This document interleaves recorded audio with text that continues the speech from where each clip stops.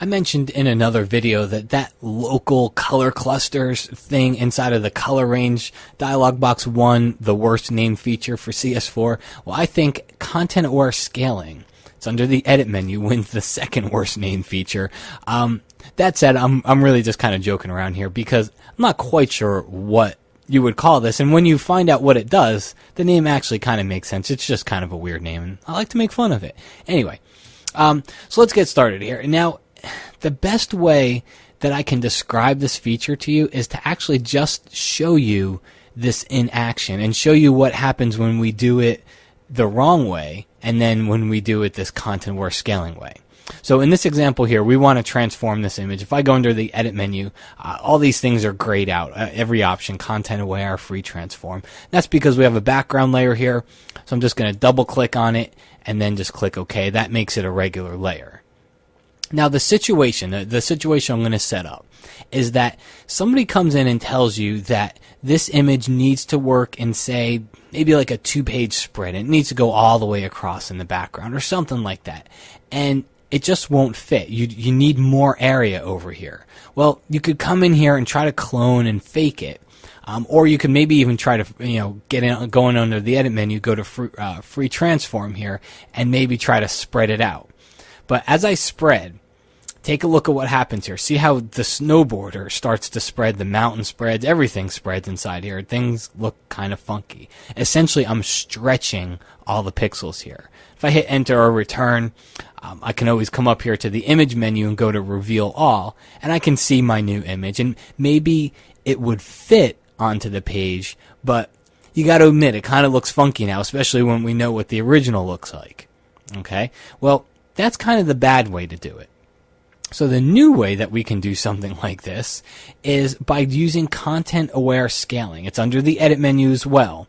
And before I even go in, I'll go into it really quick. There's an option up here to protect something. And it says right now there's nothing to protect, all right? Well, I can make a selection and have it protect that area. And the reason why I'm bringing this up before I even show you is because I rarely ever use this feature without protecting something.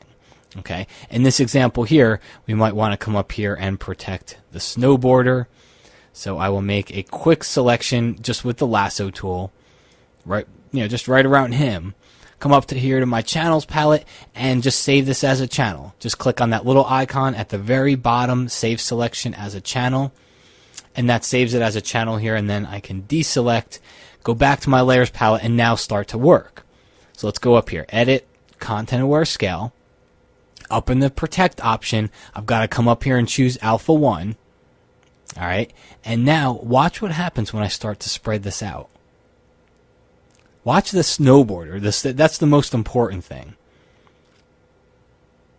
He might be moving, but he's not getting stretched. All right. Start pulling it out from this side.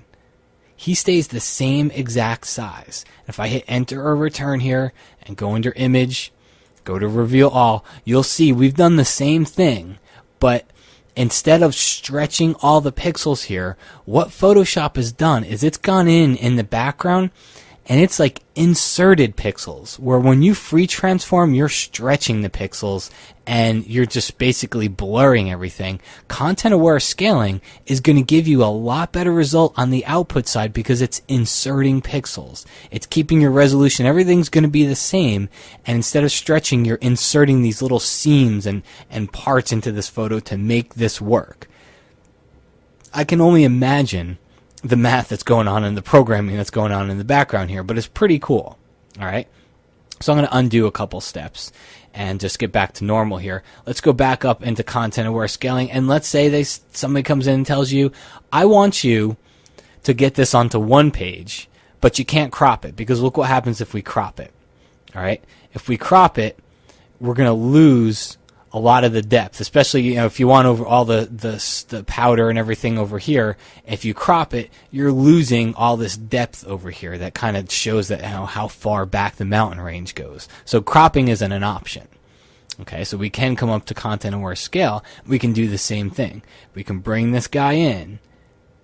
All right, see the mountains back here? They stay. Snowboarder, he stays.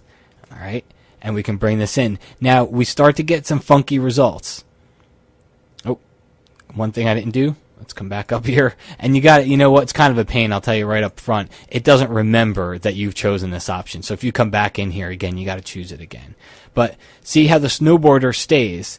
The mountains back here stay, but we do get some funky results here. So the only thing I would do is maybe come back in with my lasso tool and maybe just kind of refine the area that I want to protect a little bit.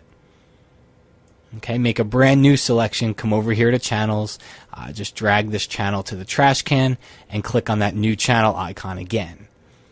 And now we've got the same thing. We can go back over to layers, content aware scaling, and now this time when I protect the alpha 1 channel, see what's happening here? So it's picking different areas to compress. It's just compressing things. It's not smushing it together. It's just removing. Remember before we were adding these little seams, if you would?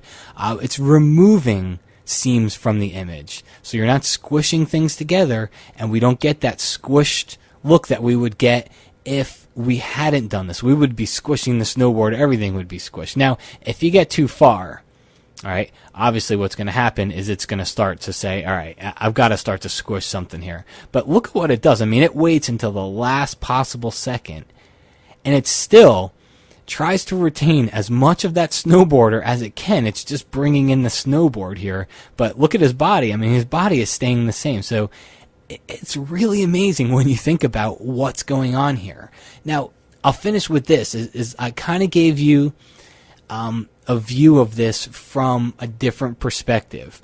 If you're a designer or somebody in layout and you've been given this image and you've got to make it work with the layout size that your final product is going to be, this is where something like this might come in handy. As a photographer, would I do this to my photo? Probably not. It would just bug me. It's just something about it. I'm all for retouching and things like that, but this kind of gets to a point for me where I'm not quite sure I would do this to my photo and hang it up on my wall.